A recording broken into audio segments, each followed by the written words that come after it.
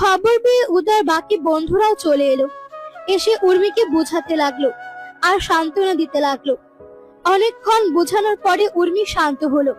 সে জানালার গ্রিল ধরে আকাশের দিকে তাকিয়ে আছে।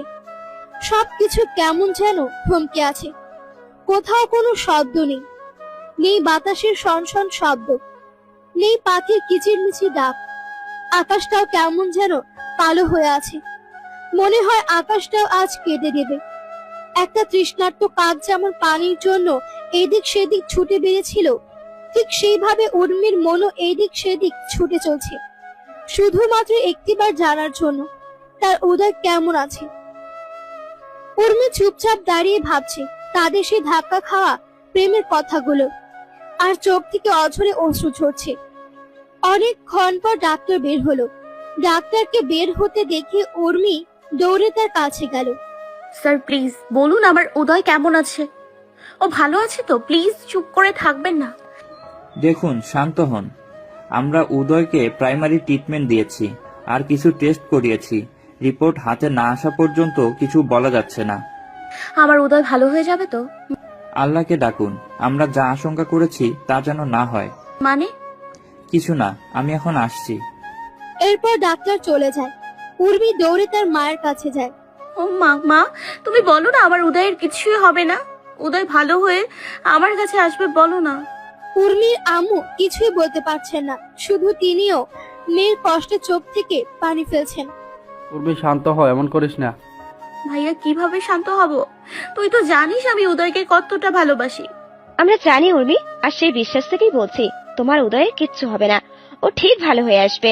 ফারিয়া আপু, উদয়ের কিছু হলে আমি বাঁচতে পারবো না। পাগলি মেয়ে, কি বলো? এদিকে আসো, আমরা আছি তো, আল্লাহ সব ঠিক করে দিবেন। মালিহা, ফারিহা আর অন্তি মিলে উর্মিকে বোঝাতে লাগলো, আর রিহান আর ফারাবি মিলে উদয়ের মা বাবার কাছে গিয়ে তাদের সান্ত্বনা দিতে লাগলো।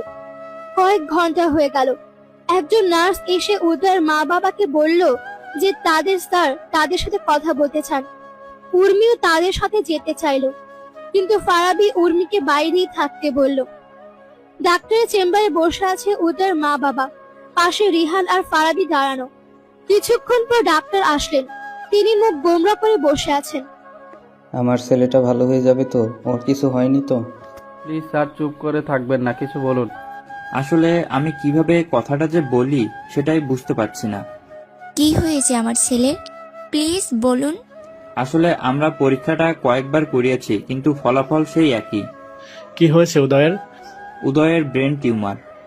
না। চিৎকার দিয়ে উদয়ের আম্মু সেখানে জ্ঞান হারিয়ে ফেলে। রিহান উদয়ের আম্মুকে ধরে ফেলে, আর ফারাবি উদয়ের আব্বুকে। ডাক্তার এত চেম্বারেই উদয়ের মা বাবাকে শুয়ে দেওয়া হয়। উদয়ের বাবা উদয়ের মায়ের পাশে দাঁড়িয়ে আছে। ডাক্তার উদয়ের আম্মুর জ্ঞান ফেরানোর চেষ্টা করছেন, আর ফারাবি হেঁটে বাইরে বের হতে থাকে। তার শরীরে মনে হয় বিন্দু মাত্র শক্তি নেই। সে ভাবছে তার যদি শক্তি থাকতো তাহলে ফারাবি উর্মিকে ফাঁকি দিয়ে দৌড়ে পালিয়ে যেত। বের হলেই তো উর্মি তার কাছে জানতে চাইবে। তাহলে সে উর্মিকে কি উত্তর দিবে? কি করে বলবে সে যে উদয়ের ব্রেন টিউমার? যে সম্পর্কটা তার সামনে তিল তিল করে গড়ে উঠতে দেখেছে, কি করে বলবে সেই কথা? ভাবতে ভাবতে ডাক্তারের চেম্বার থেকে বের হয়ে এলো ফারাবি। উর্মি ফারাবিকে দেখে মুখে একটু হাসি নিয়ে তার কাছে যেতে থাকে, আর ফারাবি অসহায়ের মতো উর্মির দিকে তাকিয়ে থাকে। কিরে ভাই, উদয়ের কি হয়েছে? ফারাবি কিছুই বোঝে না। ওই চুপ করে আছিস কেন? বল না আমার উদয়ের কি হয়েছে। কি হলো? কিছু বলছো না কেন? বলো না, তোমার বন্ধুর কি হয়েছে? আর ডক্টর কি বললো? কি বলবো আমি, বলো ফুপি। আমি উর্মিকে কি করে বলবো যে উদয় এর ব্রেন টিউমার কি করে? এই কথা শোনার সাথে সাথে সবকিছু যেন আরো থমকে গেল। উর্মি কান্না থামিয়ে বলে, এই ভাই, তুই এগুলা কি বলছিস? তুই মজা করছিস তাই না? আমাকে কাঁদানোর জন্য এমন করছিস তাই না? এই দেখ আমি কাঁদছি, প্লিজ মজা করিস না। বোনরে, যে ভালোবাসাটা আমার সামনে ঘরে উঠতে দেখেছি সেই ভালোবাসার সামনে আমি কি করে এইটা মিথ্যা বলি? আর এইটা যদি মজাই হতো, আমার চেয়ে খুশি মনে হয় আর কেউ হতে পারতো না। এটা বলার সাথে সাথে ফারাবি মালিহা আর উর্মিকে জড়িয়ে ধরে। উর্মি জোরে জোরে চিৎকার করে কাঁদতে থাকে। অন্তিও এই কথা শুনে ফ্লোরে বসে পড়ে। উর্মিকে আর সামলানো যাচ্ছে না, সে উদয়ের কাছে যেতে চাইছে। এইভাবেই অনেকটা সময় পার হয়ে গেল, সবকিছু নিশ্চুপ, কোথাও কোনো শব্দ নেই। উদয়ের আম্মুরও জ্ঞান ফিরে এসেছে, তিনিও নীরবে ছেলের জন্য কেঁদে চলেছে। ডাক্তার এইদিকে আরো পরীক্ষা নিরীক্ষা করার পর জানায় উদয়ের অপারেশন করলে সে সুস্থ হতে পারে, আবার এই রিস্ক নিতে গেলে সে অপারেশন বেডে মারা যেতে পারে। কিন্তু অপারেশনটা করাতে হলে দ্রুত করতে হবে, নইলে পরে সেই সম্ভাবনাও থাকবে না।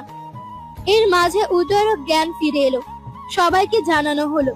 উদয় যেন এই বিষয়ে কিছুই না জানে। সবাই উদয়ের সামনে গিয়ে দাঁড়ালো। উর্মি উদয়ের পাশে বসে তার মাথায় হাত বুলাতে লাগলো। উদয়ের মুখে অক্সিজেন লাগানো, সে কিছুই বলতে পারছে না। শুধু সে উর্মির হাতটা কপাল থেকে নিয়ে তার বুকের বাঁ পাশটা রেখে চেপে ধরলো। এবার উর্মি আর নিজেকে কন্ট্রোল করে রাখতে পারলো না, উদয়ের বুকে মাথা রেখে কাঁদতে লাগলো। উদয়ের চোখ থেকে পানি ঝরছে, হয়তো সেও বুঝে গেছে যে সে আর কিছুদিনের অতিথি মাত্র। তার মা তার পাশে বসে তার মাথায় হাত বুলিয়ে দিচ্ছে। উদয় সবাইকে দেখছে, কিন্তু ফারাবিকে কোথাও দেখছে না। সে অক্সিজেন মাস্কটা খুলে ফারাবিকে ডাক দিল। ফারাবি উদয়ের সামনে গিয়ে বসে উদয়ের হাত ধরে বলল,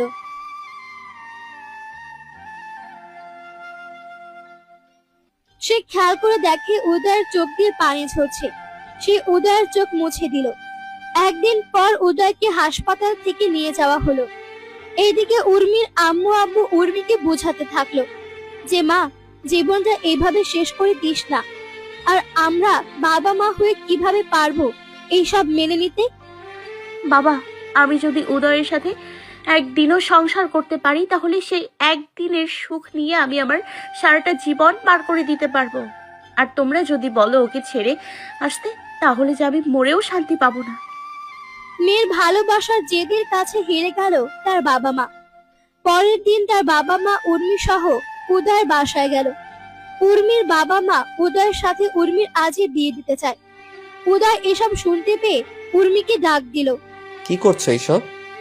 কি আবার, তোমাকে বিয়ে করার প্ল্যান করছি। উর্মি ভেবেছে উদয় হয়তো তার অসুখের বিষয় কিছুই জানে না, তাই হয়তো উদয় এই কথাতে অনেক খুশি হবে। কিন্তু উদয় তার সব রিপোর্ট দেখে ফেলেছে। না উর্মি, পাগলামো করো না। আমার ভালোবাসা তোমার কাছে পাগলামো মনে হচ্ছে? যে বাঁচবেই না তাকে ভালোবেসে কি লাভ? চুপ, একদম বাজে কথা বলবা না। তোমার কিচ্ছুই হবে না, আমি তোমার কিছুই হতে দিব না। ওই আল্লাহর কাছে চেয়ে তোমাকে পেয়েছি, আবার না হয় আল্লাহর কাছে চেয়ে তোমাকে আপন করে নিব। কিন্তু উর্মি, কোনো কিন্তু না, আজ আমাদের বিয়ে, এটাই ফাইনাল। উদয় আর কিছু না বলে উর্মিকে জড়িয়ে ধরে কাঁদতে থাকে আর বলে, উর্মি, আমি তোমার সাথে থাকতে চাই, সারাটা জীবন থাকতে চাই। কিচ্ছু হবে না তোমার, আমি আছি তো তোমার পাশে। আর সবাই আছে আমাদের পাশে, আর আমাদের সাথে আল্লাহও আছেন। দেখবে তুমি সুস্থ হয়ে যাবে। উর্মির ভালোবাসার কাছে উদয় হেরে যায়, বাধা পড়ে যায় দুজন বিবাহের বন্ধনে।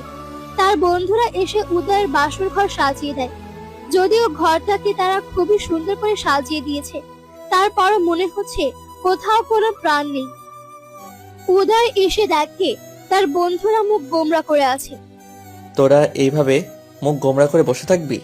কই তোরা আমার বাসর ঘরে ক্রাম নিয়ে বসবি না? কেউ কিছু বলছে না, শুধু চুপ হয়ে দাঁড়িয়ে আছে, আর চোখ দিয়ে অঝরে অশ্রু ঝরছে। এই তোরা এমন করছিস কেন? আচ্ছা, তোরা এমন করলে আমি কি করে বাঁচার শক্তি পাবো বল? কেউ কিছুই না বলে সবাই এসে উদয়কে জড়িয়ে ধরে। খুব সহজ আমাদের ছেড়ে আগে চলে যাওয়ার, তাই না? মেরে তক্তা বানায় দিব এইসব ভাবলে। তুই ছাড়া যে আমরা শূন্য, তুই কি বুঝিস না? আমি যখন রিহানের সাথে ঝগড়া করব তখন তোকে আমাদের মিটমাট করে দিতে হবে, বুঝলি? এটা বলার সাথে সাথে উদয়ের মাথায় পেন শুরু হয় আর উদয় জ্ঞান হারিয়ে পড়ে যায়। সবাই উদয়কে ধরে হাসপাতালে নিয়ে যায়।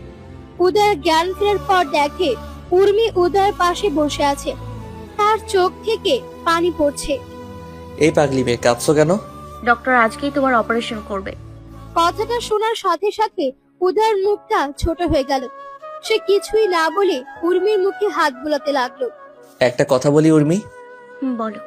আমি না তোমাকে ভীষণ ভালোবাসি, উর্মি উদয়কে জড়িয়ে ধরে কাঁদতে শুরু করলো আর বলল, তোমাকে ছাড়া বাঁচবো না উদয়, কথা দাও তুমি আমার কাছে ফিরে আসবে।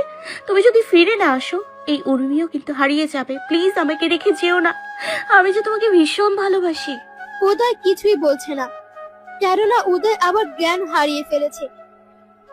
উর্মি চিৎকার দিয়ে ডাক্তারকে ডাকতে থাকলো। ডাক্তাররা দ্রুত এসে উদয়কে নিয়ে ওটিতে প্রবেশ করলো। উর্মির হাত থেকে উদয়ের হাত ছুটে গেল। উর্মি বাইরে দাঁড়িয়ে থাকলো। উদয়ের অপারেশন শুরু হয়ে গেল। আর এইদিকে উর্মি জায়নামাজ বিছিয়ে নামাজ পড়ে আল্লাহর কাছে দুটো হাত উঁচু করে আল্লাহর কাছে বলল, আমার উদয়কে তুমি আমার কাছে ফিরিয়ে দেবে। আর যদি না দাও তাহলে এই জায়নামাজের এইভাবে আমারও মৃত্যু হবে। সবাই শুধু অপেক্ষার প্রহর গুনছে। সময়টা যেন আজ একদমই এগোচ্ছে না। এইভাবে 5 ঘন্টা পার হয়ে গেল। ওটির লাল লাইট নিভে গেল। ডাক্তার মুখ গোমরা করে বের হয়ে এলো। সবাই দৌড়ে ডাক্তারের কাছে গিয়ে জানতে চাইলো উদয় কেমন আছে। সে কিছুই বলছে না। সে উর্মির কাছে গেল। উর্মির হাত উঁচু করে আছে। এতক্ষণ হাত উঁচু করে থাকার জন্য তার হাত দিয়ে রক্ত বের হতে থাকে। ডাক্তার গিয়ে উর্মিকে বলে, আমি জীবনেও এমন ভালোবাসা দেখিনি। তোমার এই ভালোবাসা যেন যুগ যুগ বেঁচে থাকে। ওঠো মামুনি, আল্লাহ তোমার ডাককে ফিরিয়ে দেননি। তিনি তোমার দোয়া কবুল করে তোমার উদয়কে তোমার কাছে ফিরিয়ে দিয়েছেন। এটা শোনার সাথে সাথে খুশির জোয়ার বয়ে যায়। উর্মির চোখ থেকে আনন্দের অশ্রু বেয়ে পড়ে।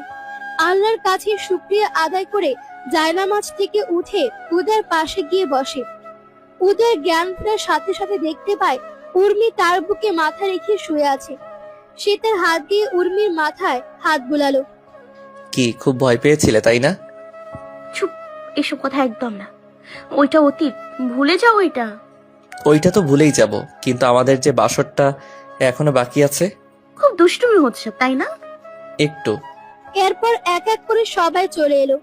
সবাই আজ খুব খুশি। উদয়ের বন্ধুরা এসে বলল, দোস্ত তোকে সময় দিতে পারছি না, আমাদের অনেক কাজ, তোর বাসরটা সাজাতে হবে তো। এই বলে সবাই উদয়ের গলা জড়িয়ে ধরে চলে যায়। বেশ কয়েকদিন পর উদয়কে বাসায় নিয়ে যাওয়া হলো। পুরো বাড়িটা খুব জমকালো ভাবে সাজানো হয়েছে। উদয়কে বরণ করার জন্য তার বন্ধুরা সবাই দাঁড়িয়ে আছে ফুল নিয়ে। সবাই মিলে উদয়কে ফুল দিয়ে বরণ করে নিল। উদয় আর উর্মি পাশাপাশি।